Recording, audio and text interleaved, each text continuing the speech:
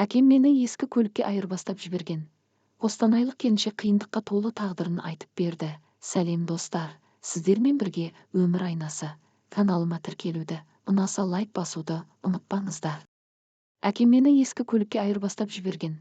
Қостанайлық келіншек қиындыққа толы тағдырын айтып берді. Ажырасып кейін десем. Барар жерім.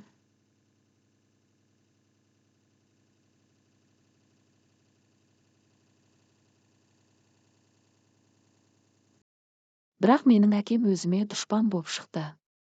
Анамның, бауырларымның менің өмірімді күл талқан етіп, енді түк болмағандай өмір сүріп жатыр. Кейде сондай адамды Құдай неге көрмей қалады деп өкпемді айтып алам. Жаман адамдарды көтере беретін жерде жомарт екен дейді Сұлушаш есімді келіншек. Есімді білгелі үйдегі айқай-шуды, әкемнің анамды сабап ұрғанын, ішіп келіп қолына ілінген затты тас-талқан еткенін көріп келем. Күліп жадырап, арқа-жарқа боп тамақ ішкен кезіміз болмапты. Үшінім, анам марқұм, бәріміз әкеміз есіктен кіріп келгенде тұлай қарап. Соған қарамастан сабақты жақсы оқыдым. Оқуға түскім келеді деп анама айта беретінмін. Оқысаң мен сияқты қор болмайсың деп ол кісі қолдады. Сөйтіп тықпыштап жүрген ақшасын қолыма ұстатып, үйден қашып кетуіме жәрдемдесті. Өз күшіммен педагогикалық университетті бастауыш сыныбы бойынша бітіріп шықтым. Сол жерде жүріп өзімді шын сүйген адамды кездірдім. Екеуміз болашаққа жоспар құрып, бір мектепте жұмыс істеп, мектепке балаларымызбен бара жатқан кезімізге дейін қиялдаушы едік. Оның үйленбеген, өзінен үлкен ағасы болды да, диплом алған жылы екеуміз қосыла алмадық. Ата-анасы қарсы болды. Олай болса мен ауылға барып, ата-анама, бауырларыма қарайласайын, дипломымның нанын жегізейін дедім. Бірақ соным бекер болған екен, ауылға қайтқаным қате шешім болды. Ауылдан жұмыс табылмай, аудандық мектептердің біріне орналастым. Менің келгеніме анам қатты қуанды. Қызым енді мұғалім деп есік алдынан өткен кеткеннің бәріне балаша мақтанушы еді. Оның қуанғанына мен қуанып, 1-2 айлығымды жинасам, анам мен 3 бауырымды қалаға апарып қыдыртып, бастан аяқ кіндірем деп жоспарлап қойып едім.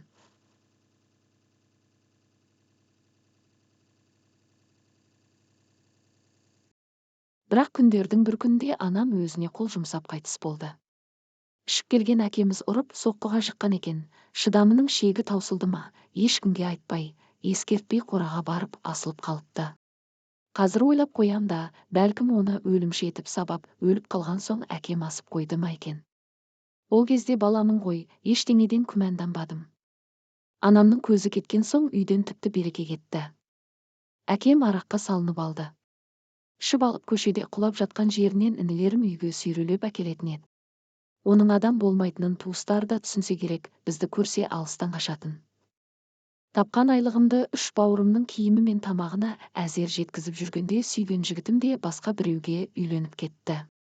Обалы не керек, алдыма 3 рет келді, бірақ мен 3 бауырыма қарайласуды өзіме парыз санап тұрмысқа шығудан. Не керек, үй мен мектептің ортасында итшелеп өмір сүріп жүргенде жасым 28-ге келген еді. Бауырларымның ешбірі оқымады, үлкен екеуі қара жұмысқа жегіліп, ауылдағы әркімнің үйін, қора жайын соғып беретін. Кішісі қаладағы орталық базарда арба айдап күн өтті.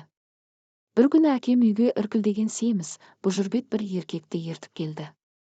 Менің бауырым кезінде маған көмектескен деп тамақ істетіп, таң атқанша екеуі арақ ішті. Сөзінен түсінгенім, басына іс түсіп түрмеде отырып келген екен. Шыққанда әйелі мен бала-шағасы нағашыларына көшіп кетіп, бұны жолатпай қойыпты. Үйім бар, енді маған қатын керек деп сұңқылдап жылады бір уақытта. Табамыз, бауырым, табамыз, мен тұрғанда ештеңені уайымдама деп әкем оны жұбатып, таңға дейін миымды жеп қойған еді. Күндердің бір күнде әкем мені сол бұжырбет семізге қинап, зорлап қосып жіберді. Қалың малға деп әлгі еркек әкеме мініп жүрген ескі көлігінің кілтін ұстатты. Айдың күннің аманында баяғы зорлықшыл замандай өзім сүймеген, мүлдем қаламаған, 18 жасқа үлкен еркектің екінші әйелі боп шыға келдім. Есейіп қалған екінім алып кетем деп артымнан келіп еді, өзім келдім, өзім қалам, маған алаңдамай, тіршіліктеріңді жалғастыра беріңдер деп шығарып салдым. Өйтпегенде әкем оларға да күн бермейтін еді, мінезін білем ғой. Қатты ашуланғанда өлтіріп қоюы да мүмкін. Бір жыл өткенде 3 жөнім де Астанаға құрылысқа кетті. Үй қаңырап бос қалғасын әкем бір әйелді тауып кіргізіп алған. Екеуі арақты қосыла ішіп, анамның көзі боп қалған дүниені сатып тауысты. Оларды көрерге көзім жоқ. Бүкіл елге масқара боп отыр. Ауылдың еріккен еркегі де, алқашы да біздің үйді айналшықтап шықпайды қазір. Өзім сүймеген адаммен 2 жылдан бері біргемін. Бір қыз тудым, алданышым сол ғана. Жұмыс істеуіме тыйым салған, қыздың тәрбиесімен үйде отырмын. Түрме көрген адам қайбір оңсын, әкемнен арыда, беріде емес, күйеуімді айтамын.